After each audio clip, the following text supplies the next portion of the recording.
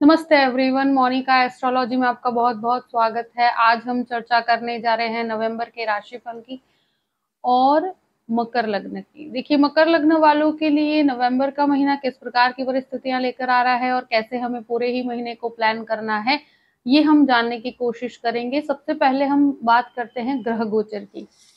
मंगल 30 अक्टूबर से 13 जनवरी तक वक्री अवस्था में आने जा रहे हैं, जो एक बहुत इंपॉर्टेंट ट्रांजिट है। 13 नवंबर को मंगल वृषभ राशि के अंदर प्रवेश करेंगे। सूर्य 17 नवंबर से वृश्चिक राशि के अंदर प्रवेश करेंगे। बुध जो है 13 नवंबर को वृश्चिक राशि के अंदर भ्रमण करेंगे और शुक्र 11 नवंबर को वृश्चिक राशि में आएंगे। एक बहुत इंपॉर्टेंट ट्रांजिट ये हो रहा है कि गुरु मार्गी हो रहे हैं 24 नवंबर के दिन, तो वो एक बहुत इंपॉर्टेंट फैक्टर है जो आपके सभी के जीवन में बहुत सारे परिवर्तन को लेकर आएगा।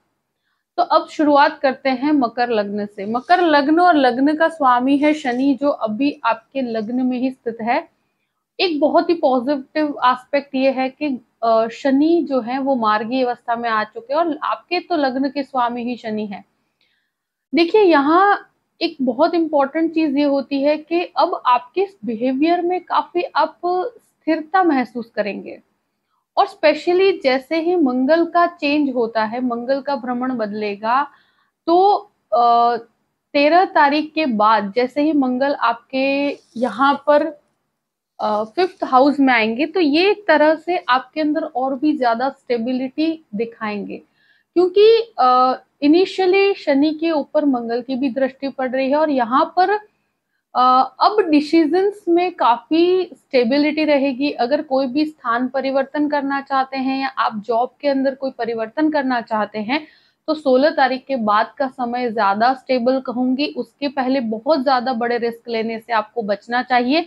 मगर मैं एक चीज जरूर कहूंगी कि अब बिजनेस के जो प्रोमिनेंट डिसीजंस हैं आप ले पाएंगे। आपके स्वभाव के अंदर जो भी एक तरह से उतावलापन था, तो उसमें भी एक स्टेबिलिटी आएगी और एक स्थिर निर्णय की तरफ आप आगे बढ़ पाएंगे। जो भी टेक्निकल लाइन के लोग हैं और स्पेशली जो जो मैकेनिकल इंजीनियरिंग में है या कोई मशीनरी से कनेक्टेड कोई काम करते हैं या एक तरह से कहा जाए कि कंस्ट्रक्शन से कम संबंधित कार्य करते हैं, तो उनके लिए पहले से कार्य में काफी अच्छा ग्रोथ महसूस होगा। मगर कोई भी स्थान परिवर्तन है या कोई भी जॉब के अंदर चेंज या पॉजिटिविटी देखना चाहते हैं, तो वो आपको डेफिनेटली मैं कहूँ कि जैसे ही शनि की ये दृष्टि तो 10th हाउस पे पड़ती है, मगर उसके साथ साथ सूर्य का भ्रमण होगा 16 तारीख के बाद, तो वहां पर आपके जॉब में, आपके कार्य में स्टेबिलिटी डेफिनेटली आपको प्राप्त होगी। अब बात करते हैं द्वितीय भाव की। द्वितीय शनि है और आपके लग्न में ही है। यहाँ पर मैं एक चीज कहूं कि फैमिली मैटर के अंदर पहले से स्टेबिलिटी आपको मिलेगी। आपके वाणी के अंदर काफी स्थिरता आप महसूस कर पाएंगे और डिसीजंस काफी लॉन्ग टर्म होंगे। फिर भी मैं एक चीज जरूर कहूंगी कि मार्गी शनि है, मगर ये एक तरह से खुद से द्वादश में है, तो फैमिली मैटर के अंदर बहुत शांति बना के आप स्थिरता के साथ कोई भी डिसीजंस लेते हैं या अगर कोई भी बात है तो उसको शांति से सुलझाने की कोशिश करेंगे, तो आपको डिसीजंस में बहुत ही पावर भी रहेगा और कोई स्ट्रेसफुल सिचुएशन क्रिएट नहीं होगी। बाकी बहुत ज्यादा घबराने की स्थिति नहीं है, एक तरह से आपके लिए फेवरेबल समय है और इनकम की एक स्टेबिलिटी रहेगी। बहुत ज्यादा नहीं, बहुत कम भी नहीं, मगर एक तरह से पहले से काफी इंप्रूवमेंट आप महसूस कर पाएंगे। अब बात करते हैं तृतीय भाव की। तृतीय भाव का स्वामी गुरु है और गुरु वक्रावस्था में है। शनि की एक दृष्टि यहाँ पर अब मार्गी पड़ रही है और गुरु भी 24 तारीख के बाद आपके, यानी कि 24 नवंबर से गुरु मार्गी होंगे।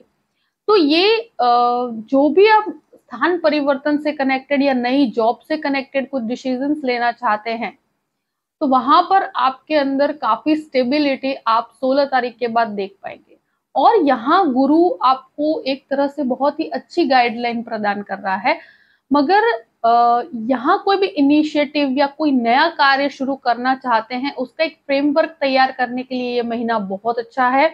आप कोई भी काम नया शुरू करते हैं, उसके रिजल्ट्स आपको 24 तारीख के बाद और भी अच्छे प्राप्त होंगे। और अगर भाई बहनों के साथ संबंध आपके काफी समय से खराब हो रहे हैं या कोई ऐसे लड़े झगड़े की स्थिति है, तो वहां पर भी आपको काफी स्टेबिलिटी अब प्राप्त होगी। ये एक तरह से वक्री गुरु जो यहाँ पर थर्ड हाउस के अंदर है, ये कोई भी फ्रेमवर्क तैयार करने के लिए या नई टेक्निक्स को सीखने के लिए, अपनी नए बिजनेस के अंदर कोई भी टेक्नोलॉजीज का यूज करने के लिए बहुत अच्छा है। अपने ज्ञान से संबंधित कोई भी कार्य करते हैं, यानी कि जो भी टीचिंग प्रोफेशन में है या लॉ प्रोफेशन में है, तो वहां पर भी आप काफी नए इनोवेशंस कर पाएंगे। अब बात करते हैं चतुर्थ भाव की। चतुर्थ भाव का स्वामी जो है मंगल है, और इनिशियली वो आपके 6th हाउस में रहेंगे, और यहाँ राहु ऑलरेडी स्थित है। एक तरह से मैं कहूं कि मानसिक रूप से काफी परेशानियां हैं, क्योंकि मंगल तो एक तरह से वक्र अवस्था में 30 तारीख से ही शुरू हो जाएंगे। कोई भी प्रॉपर्टी का डिसीजन है, अगर उसको न लिया जाए इस महीने तो ज्यादा अच्छा है, क्योंकि वहां पर काफी डिस्प्यूटेड स्थिति है और एक तरह से विचारों में काफी मतभेद रहेंगे। इस वजह से उसको शांति से सॉल्व करने की कोशिश कीजिए। अगर कोई भी प्रॉपर्टी खरीदते हैं या बेचते हैं तो वहां पर बहुत शांति से और बहुत ध्यान से कार्य करना पड़ेगा। यहाँ चीटिंग होने की संभावनाएं ज्यादा बनती है, तो इस चीज का आपको ध्यान रखकर और डॉक्यूमेंटेशन काफी प्रॉपर रखिएगा। दूसरी चीज के राहु यहाँ चतुर्थ भाव में है, तो व्यक्ति को मानसिक रूप से काफी परेशान रहता है वो, क्योंकि ये एक कहते हैं ना कि इंटरनल फियर क्रिएट करता है, एक डर पैदा करता है। और राहु मंगल के राशि में और मंगल वक्री है, तो ये वक्री मंगल की वजह से वो काफी डिस्टर्ब रहता है। तो ये चीज का बहुत शांति बना के आपको रखना पड़ेगा, क्योंकि मंगल का वक्री भ्रमण मानसिक सुख में कमियां डेफिनेटली करेगा। तो इस चीज के अंदर मैं एक ही चीज कहूं कि कोई भी प्रकार की चीजों में बहुत डेप्थ तक सोचने की प्रवृत्ति से आपको बचना चाहिए। माता के स्वास्थ्य को लेकर भी एक तरह से ध्यान रखने की परिस्थितियां हैं। स्पेशली एक तरह से कहा जाए कि 13 तारीख तक आपको माता के स्वास्थ्य का ध्यान रखने की जरूरत है। यहाँ पर एक चीज जरूर कहूंगी कि प्रॉपर्टी से कनेक्टेड कोई भी डिसीजंस लेते हैं तो एडवाइस लेकर करना चाहिए, तो घबराने की स्थिति नहीं है।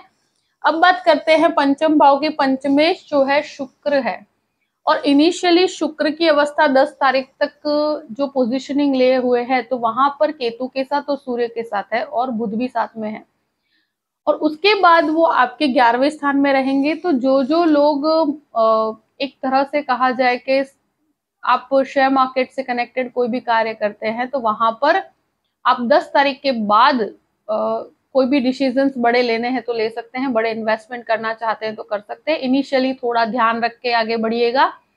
दूसरी चीज, यहाँ पर मंगल का भी भ्रमण रहेगा, तो जो लोग टेक्निकल लाइन के अंदर हैं या जो डिजाइनिंग क्षेत्र में है, जो आर्किटेक्ट में है या इंटीरियर डिजाइनिंग का कार्य करते हैं, उन लोगों के लिए बहुत अच्छी परिस्थिति रहेगी। फाइनेंस संबंधित स्टूडेंट्स के लिए भी अच्छा है, और इंजीनियरिंग वाले स्टूडेंट के लिए और स्पेशली आईटी क्षेत्र वालों के लिए बहुत अच्छी परिस्थितियां हैं। यहाँ मेडिसिन से कनेक्टेड कुछ लोग हैं, उनको भी काफी बेनिफिट्स प्राप्त होंगे मंगल के भ्रमण के बाद, यानी कि 13 तारीख के बाद। पर स्टूडेंट्स के लिए एक बहुत इंपॉर्टेंट फैक्टर ये है कि डिस्ट्रैक्शन बने हुए हैं यहाँ पर। 13 तारीख के बाद कोई भी लव अफेयर में पढ़ के अपने स्टडीज की तरफ आपका ध्यान भटक सकता है, तो इस चीज का ध्यान रखिएगा। अगर आप स्टूडेंट नहीं है तो यहाँ पर भी लव होने की परिस्थितियां ज्यादा है, यानी कि लव मैरिज की परिस्थितियों के अंदर इंसान इन्वॉल्व होता है। रिलेशनशिप को आप बहुत ही इंटेंस लेवल तक सोचेंगे। तो यहाँ पर एक चीज मैं जरूर कहूंगी कि शुक्र मंगल का परिवर्तन योग भी बन रहा है, तो एक तरह से आपको बेनिफिशियल परिस्थितियां और आपके लिए काफी अट्रैक्टिव रिलेशनशिप रहेगी। यहाँ पर काफी फिजिकल अट्रैक्शन ज्यादा रहेगा, तो ऐसी स्थितियां जरूर बनती है। बहुत शांति से उस रिलेशनशिप के साथ हैंडल कीजिएगा, तो कोई प्रॉब्लमेटिक सिचुएशन नहीं है, क्योंकि मंगल वक्री है तो लड़ाई झगड़े की स्थिति भी क्रिएट करता है।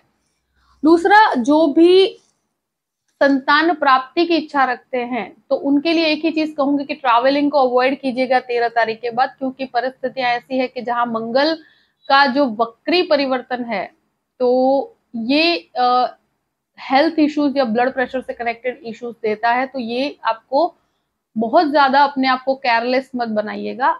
बच्चों के जीवन में काफी पॉजिटिव परिवर्तन होंगे। मगर आपके और आपके बच्चों के विचारों में थोड़ा मतभेद जरूर रहेगा। वहां पर एक दूसरे के जो व्यू पॉइंट्स न मिलने के कारण कुछ डिस्प्यूट्स हो सकते हैं, तो वहां पर थोड़ी शांति बना के रखनी पड़ेगी आपको।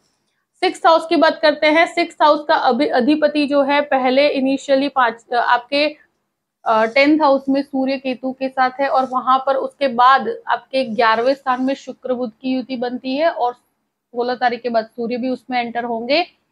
कोई भी लोन लेना चाहते हैं तो लेने में कोई प्रॉब्लमेटिक सिचुएशन नहीं है, मगर यहाँ मुझे लगता है कि आपके लिए बेनिफिट्स होंगे, और लोन्स को कैसे सॉर्ट आउट करना है, कैसे उसमें से बाहर निकलना है, वो भी आप निकाल पाएंगे। नई लोन लेना चाहते हैं तो वो भी परिस्थिति आपके लिए काफी फेवरेबल है, मगर लेना चाहते हैं तो 13 तारीख के बाद लीजिएगा, वो ज्यादा फेवरेबल है। दूसरी चीज यहाँ पर हेल्थ से कनेक्टेड सबसे इंपॉर्टेंट चीज ये कहूंगी, डायबिटीज से कनेक्टेड अगर प्रॉब्लम है तो वहां आपको बहुत ध्यान रखना पड़ेगा, और स्किन रिलेटेड इश्यूज भी हो सकते हैं, तो वो भी आपको सतर्क रहने की जरूरत है। अगर कोई ऐसी इश्यू है तो उसको इनिशियल स्टेज पर ही आपको प्रॉपर ट्रीटमेंट लेने पर ज्यादा फायदा होगा।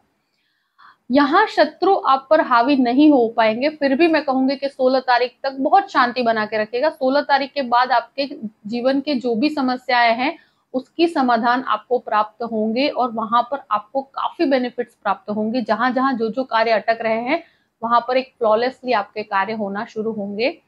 और वैसे तो 13 तारीख के बाद ही आपको इसका पॉजिटिव जो रिफ्लेक्शन है आपको महसूस हो जाएगा, मगर फिर भी 16 तारीख के बाद परिस्थितियां और भी बेहतर है। अब बात करते हैं सप्तम भाव की। 7वें घर पर गुरु का पूर्ण रूप से दृष्टि पड़ रही है, और अब शनि की दृष्टि मार्गी है।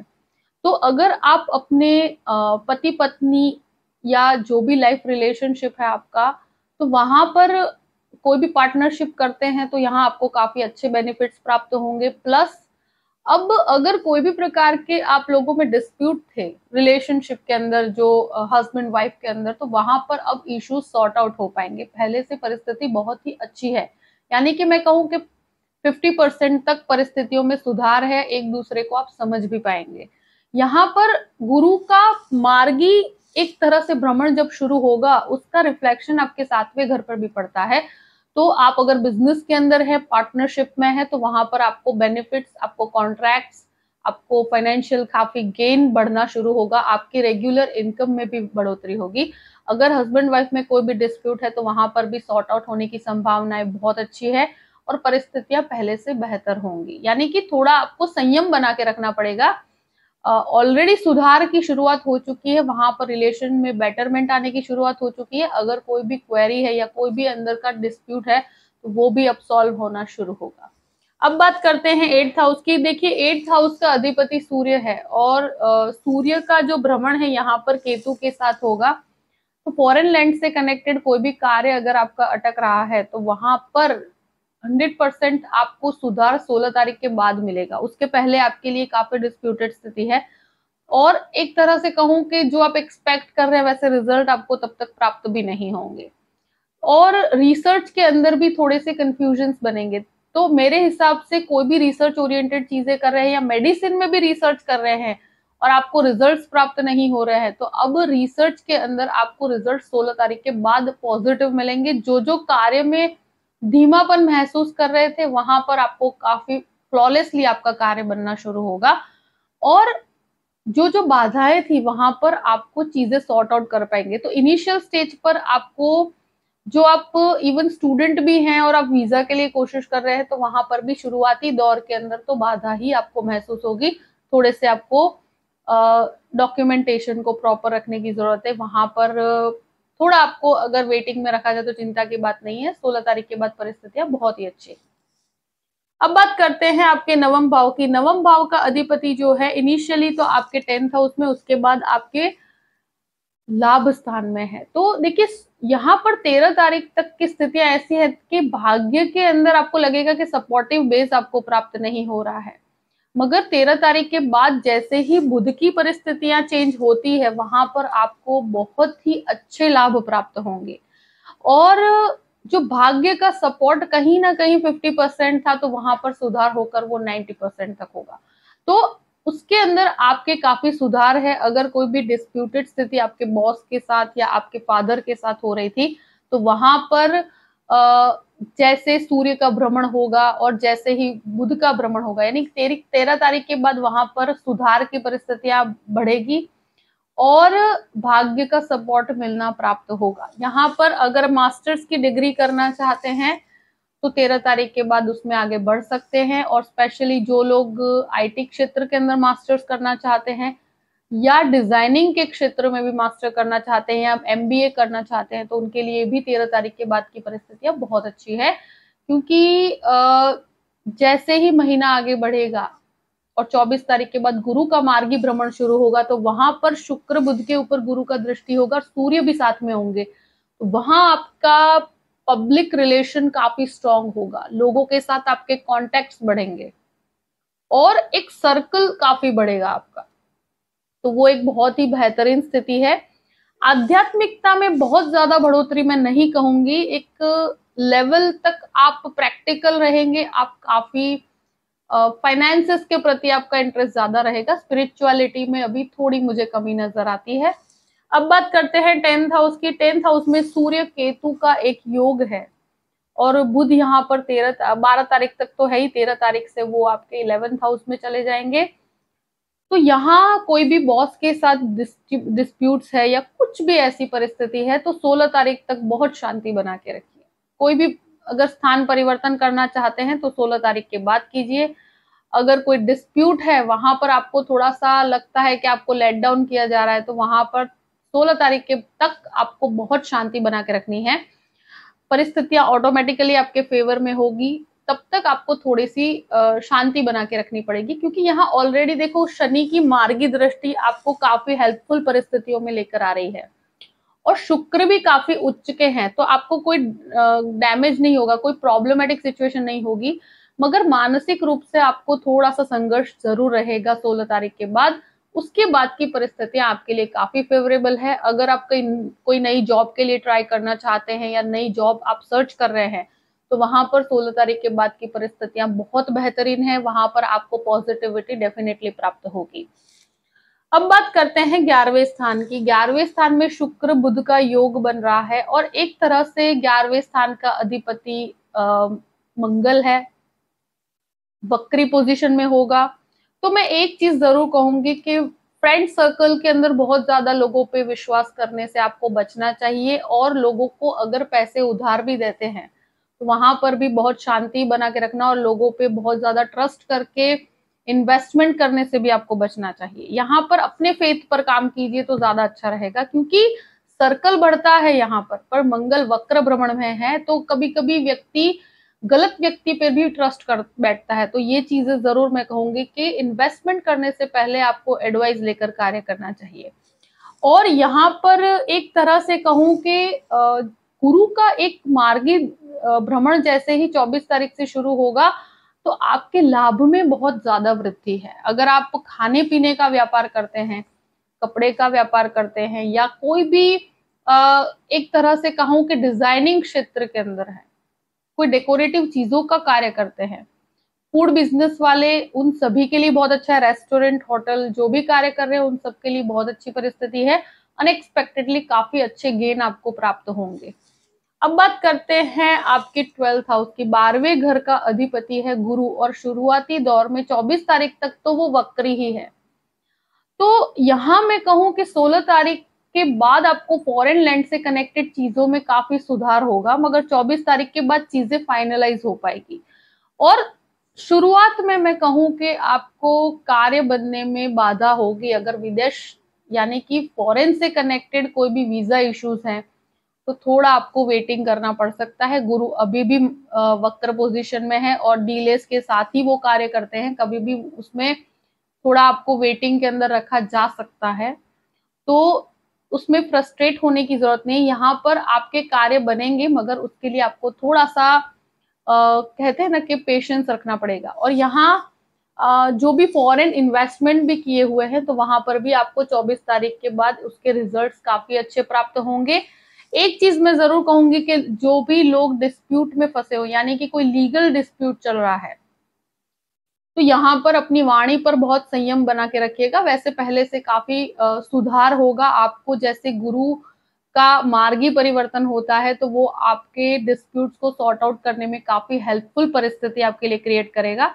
मगर मैं एक चीज जरूर कहूंगी कि मंगल का वक्री भ्रमण है तो अपने वाणी पर बहुत संयम रखना चाहिए आपको, और बहुत ही शांति से और चीजों को सॉर्ट आउट करने की कोशिश कीजिए। जितना आप पेशेंस के साथ कार्य करेंगे उतना आपके लिए बेटर है, क्योंकि यहाँ मंगल की भी एक दृष्टि आपके 12th हाउस पे पड़ती है जो वक्री मंगल है।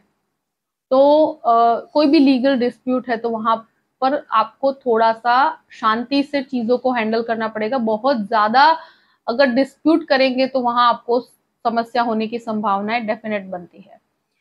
देखिए, जो भी मकर लग्न वालों के लिए परिस्थिति है मैंने आपके सामने रख दी है। आई होप कि ये वीडियो आपको पसंद आया होगा। पसंद आए तो लाइक भी कीजिएगा और सब्सक्राइब भी कीजिएगा। अगर आप मुझसे कंसल्टेशन लेना चाहते हैं तो डिस्क्रिप्शन बॉक्स में मैंने अपना ईमेल आईडी दिया हुआ है, astrologymonica@gmail.com। आप उस पर मेल कर सकते हैं। मैं आपको पूरी ही जानकारी प्रदान करूंगी कि कैसे मुझसे कांटेक्ट किया जाए और कैसे मुझसे कंसल्टेशन लिया जाए। परिस्थितियों को ध्यान में रखते हुए आपके पूरे ही महीने को प्लान कीजिए और हमेशा खुश रहिए। Thank you so much. जय श्री कृष्ण।